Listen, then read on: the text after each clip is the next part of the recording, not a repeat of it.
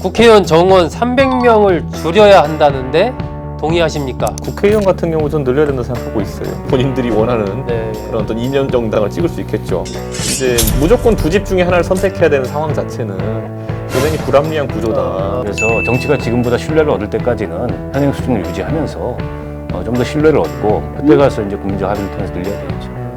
네, 여러분 안녕하십니까? 시사 끝장입니다.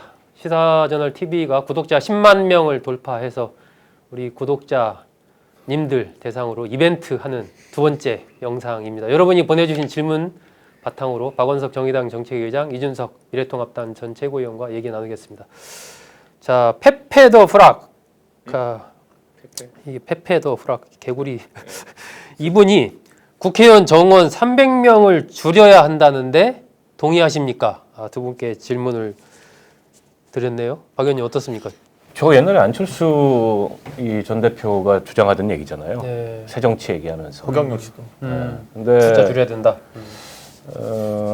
이게 이제 이런 거를 우리가 판단할 때 그 유의미한 비교치가 있잖아요. 네네. 예를 들어서 OECD 국가들 같은 경우에 인구 대비 국회의원 수 그렇게 따지면은 우리가 좀 적은 편이에요. 네.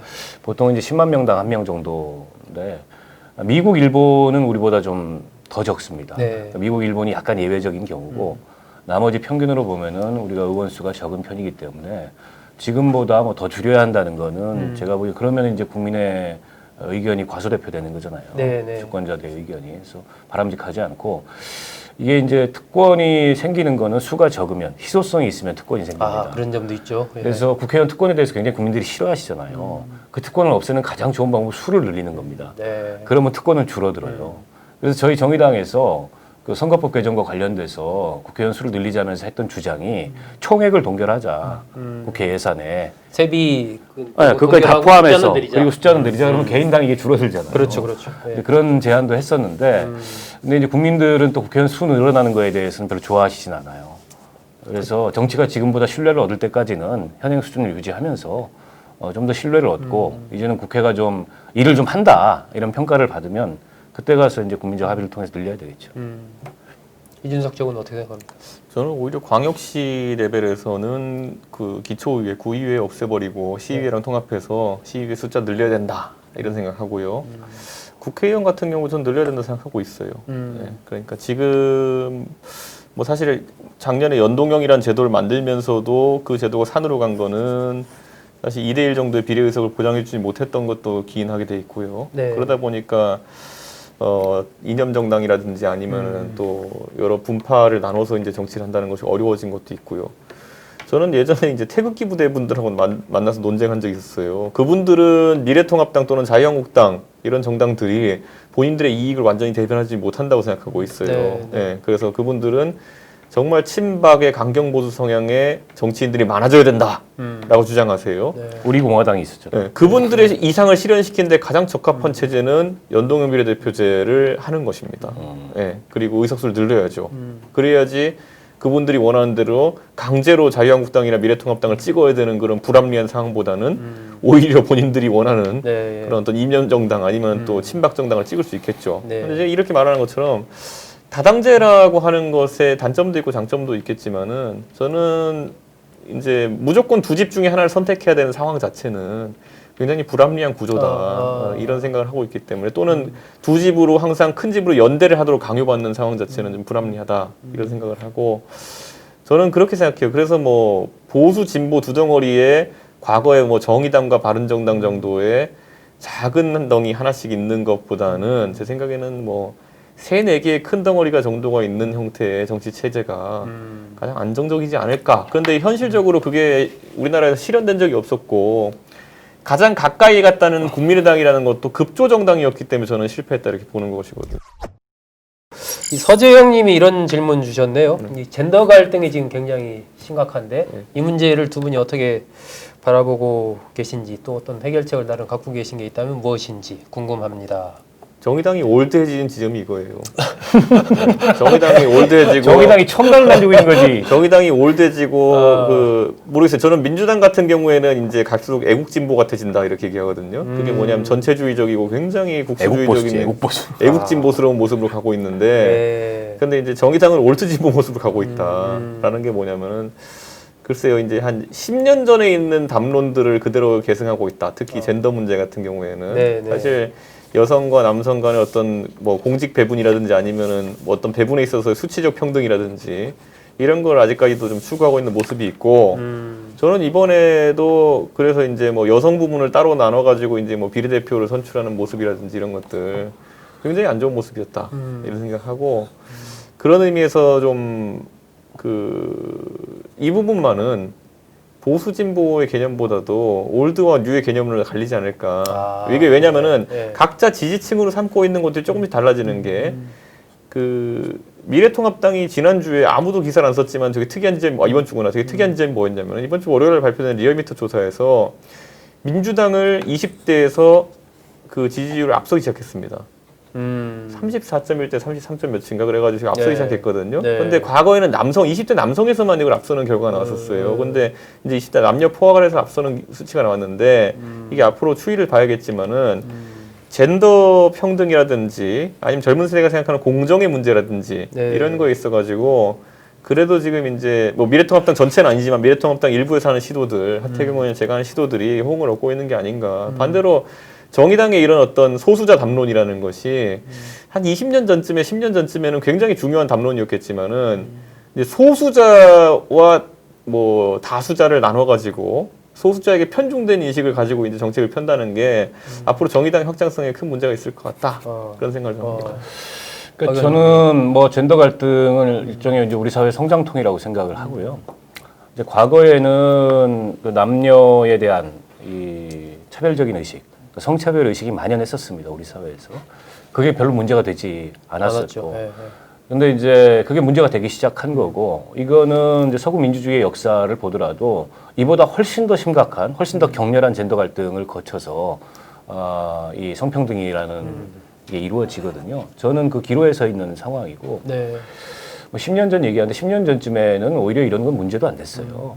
그리고 진보 정당 내에서도 그런 성평등 담론이 그렇게 적극화되지 않았었고, 그러나 지난번 이제 강남역 살인 사건 같은 걸 계기로 종래의 페미니즘과는 좀 다른 형태의 그런 페미니즘이 등장을 한 거고, 이 종래의 페미니즘 같은 경우에는 이제 제도권 내에서 어느 정도 길들여진 그런 페미니즘이었다면은 그 자체를 거부하는 그런 좀 더 급진적 페미니즘이 등장을 한 거라고 보고, 실제 정의당에는 그런 당원들이 많습니다. 남성, 여성을 떠나서.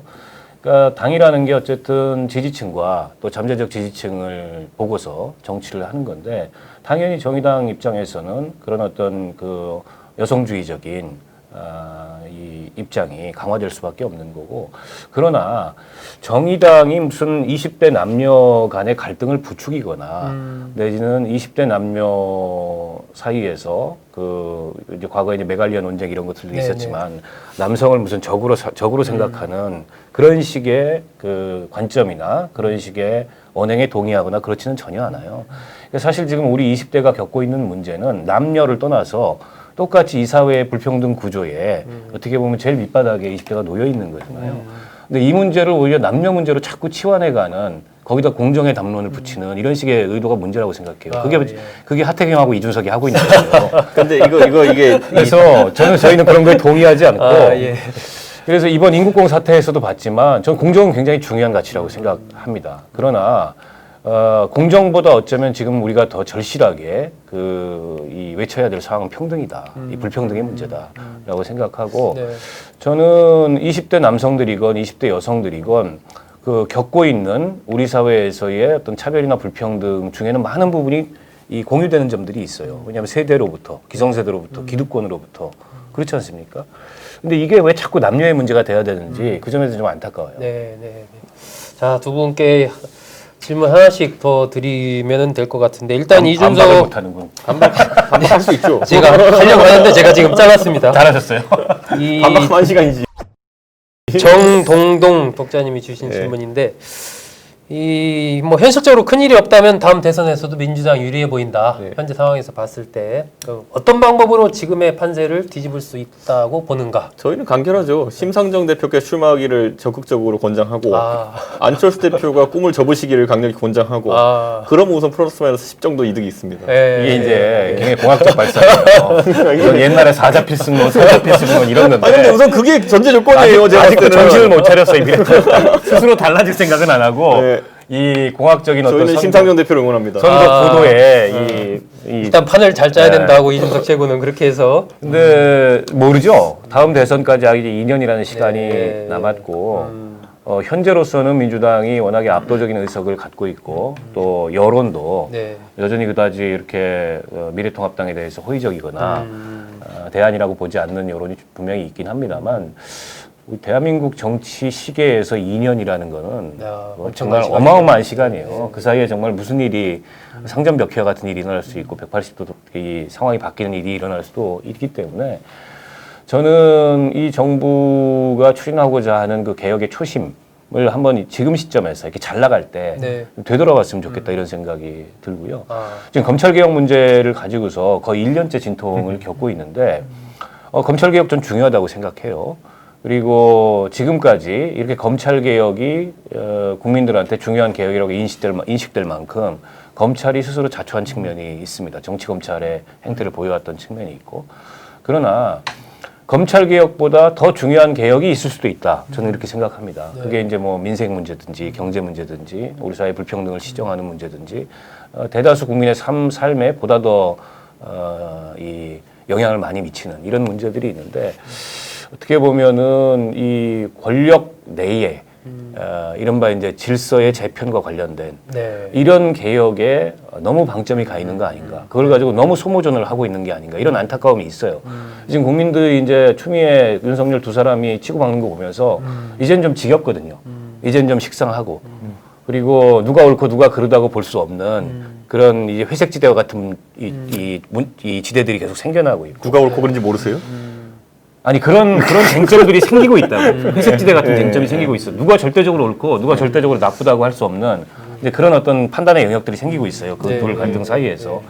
그래서 좀 제도적 개혁이 우선이라는 점에 공감한다면 공수처, 뭐 검경 수사권 조정 그리고 뭐 검찰 사무 규칙이든 뭐든 하여튼 조국 전 장관이 시도했던 이런 것들에 집중하고 그리고 어느 정도는 끊고 이 정부에서 초기에 하고자 했던 다른 걸로 좀 가야 되는데 이게 안 끊겨요. 그런 점에서 전 지금 이 추 장관하고 윤석열 이 총장 사이에 벌어지고 있는 이게 굉장히 좀 어떻게 보면 소모적으로 보입니다. 아.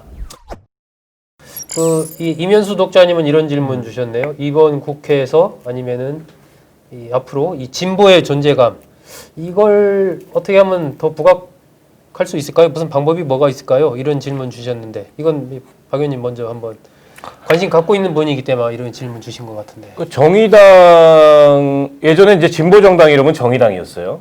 그 과거에는 민주노동당이었고 요즘엔 민주당이 진보 정당이래요. 저희는 동의하지 않지만. 그래서 애국당이죠, 이게 이제 언어를 뺏기는 게 언어를 선점하고 언어를 뺏기는 게 굉장히 중요한데 네. 어떤 면에서는 이제 진보라는 언어의 그 헤게모니를 이 정의당이 놓친 거예요. 아하, 예. 이 점이 굉장히 안타깝고 그런 면에서 봤을 때 그러면 기존에 이제 그렇게 이미 이제 민주당까지를 다 포괄하는 진보 개념이 아닌 다른 개념으로 정의당의 정체성 확립이 필요한 게 아니냐. 지금 혁신위원회에서 이제 뭐 그런 논의들도 포함하고 있고 근데 그게 과연 민주당보다 더 급진적 주장을 하고 네. 민주당보다 더 좌파스러운 주장을 한다고 그러면 정의당의 정체성이 혹은 이제 대중정당으로서 정의당의 포지션이 만들어지는 거냐 그건 꼭 아닐 것 같아요. 그래서 그보다는 훨씬 더 거기에 좀 고민이 있겠죠. 예, 책임 정당으로서 그러면서 훨씬 더 좀 이 그야말로 자유주의 이념적 측면에서의 자유주의 여기 같은 자유주의가 아니고 네. 반공보수 자유주의 아니고 그러면서도 이제 노동이라는 정의당의 핵심 가치가 있잖아요. 네. 이제 그런 것들을 잘 대변할 수 있는 그런 어떤 포지션, 이런 포지셔닝을 설계하고 거기에 어떤 그 개념을 부여하고 이런 것들이 굉장히 중요하지 않을까 싶습니다. 저는 이제 민주당이 저렇게 애국주의 국뽕정당으로 가는 순간 제 민족주의 정당이거든. 저거 완전히 그렇게 했을 때 진보 완전히 갈라치기가 된다 저는 이렇게 생각해요. 네. 그래서 이제 저는 정의당 입장에서는 노동이라는 가치도 이제 얘기하지만은 노동은 사실 그런데 젊은 세대는 아니면 노동에 아직까지 참여하지 않는 계층에게는 약간 먼 얘기처럼 들려요. 아니면 또 은퇴층이나 이런 쪽에는. 그러다 보니까 다른 사회 이슈도 좀 끌고 왔으면 좋겠다라는 생각이 좀 들고 저는 특히 젊은 세대 같은 경우는 아까 공정의 문제를 제가 얘기했었잖아요. 근데 이게 다른 관점으로 보면은 진보적 아젠다로 이게 들어갈 수도 있어요. 그 보수 쪽에서는 경쟁에 의한 공정을 얘기하는데 그 뭐 차별금지법이라든지 이런 전장에서는 정의당이 좀 더 유리할 수 있는 부분이 있거든요. 그래서 제가 예를 들어 제가 10년씩 늦게 간다고 얘기하는 게 뭐냐면은 제가 15년 전에 이제 학교 다닐 때 미국에서 네. 그때 한창 있었던 논쟁이 결국엔 제가 있었던 매사추세츠주에서 동성 결혼 논쟁이었거든요. 네. 근데 그런 것들은 제가 그때 놀랐던 건 뭐냐면은 동성 결혼법이 통과됐는데 왜 이렇게 사회가 안 시끄럽지? 아, 예. 예. 그러니까 그 전에 이제 그 미국에서 진보 세력 같은 경우에는 그런 노력을 계속 해왔었기 때문에 스며들었던 거예요. 근데 제가 그걸 왜 얘기하냐면은 지난주에 깜짝 놀랐던 게 뭐냐면은 그놈의 매사추세츠주에서 또 뭘 통과시켰냐면은 폴리에모리라는 걸 통과시켰어요. 그건 뭐예요? 이게 뭐냐면 이게 남녀가 결합해야 된다 해서 남남도 된다가 동성 결혼이거든요. 근데 이건 뭐냐면 남자 둘에 여자 셋도 된다예요.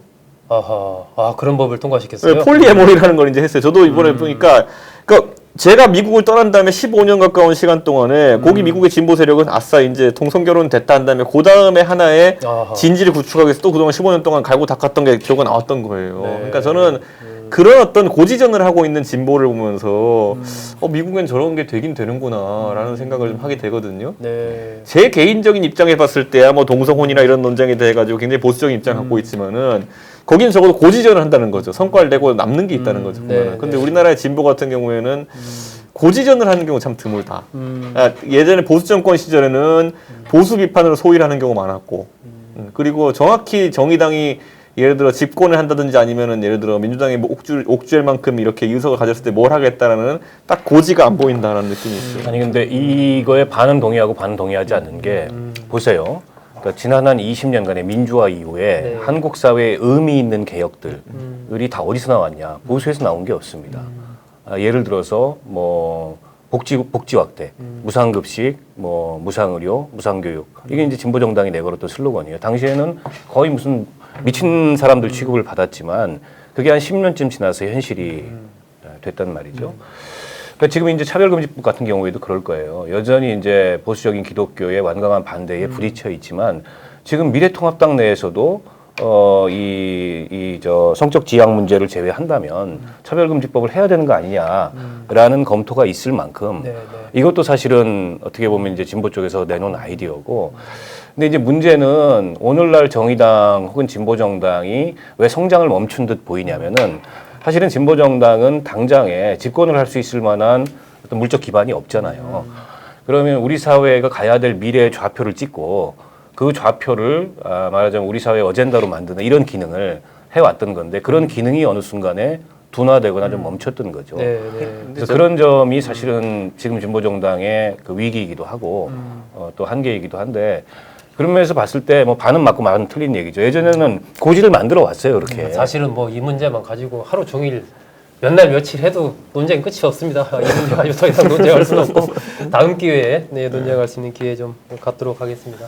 저한테 질문 주신 분도 몇 분 계셨는데 그 중에 이제 이런 질문이 있습니다. 아무래도 통합당에서 이준석 최고가 참석을 하고 또 정의당에서 박원석 의장이 오니까 이 민주당 쪽 입장이 좀 반영이 약한 것 아니냐 이런 질문 주신 분이 계셨습니다. 뭐 동감합니다. 그래서 저희도 사실 이게 좀 고민인데요. 이 총선 이후에 5월, 6월 달 민주당에 계신 분들 몇 분 이렇게 좀 섭외를 했었습니다. 다 아마 독자님들도 아실 만한 그런 분들인데 이게 이런저런 이유들로 참 쉽지가 않았어요. 그래서 지금도 사실 고민 중에 있고 여전히 좀 그 부분에 대해서 대안을 마련하기 위해서 노력하고 있다라는 말씀. 김혜영 최고위원 좋던데. 누구요? 김혜영 최고위원. 뭐 포함해서 그래서 조만간 아마 민주당 주류의 입장은 아니죠. 여러 가지 좀 변화를 좀 고민을 하고 있습니다.